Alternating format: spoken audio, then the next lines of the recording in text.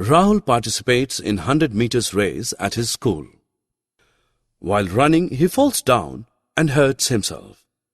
Blood oozes out of the wound for a while and then clots. His curiosity is aroused. He wants to know how it happened. Blood is a fluid that is essential for our survival. It carries oxygen and nutrients to body parts. It also carries waste away from body parts for removal.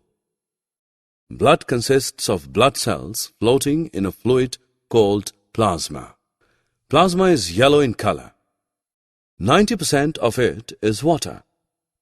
Besides water, plasma contains hormones, proteins, glucose, and carbon dioxide.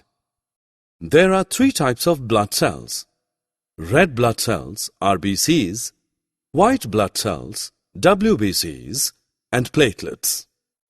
RBCs are also known as erythrocytes. They are disc-shaped.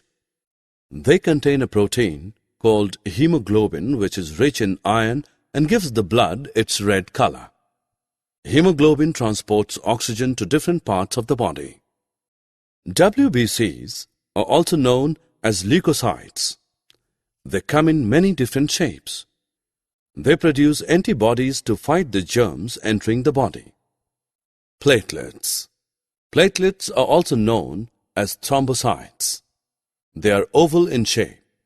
They facilitate the clotting of blood.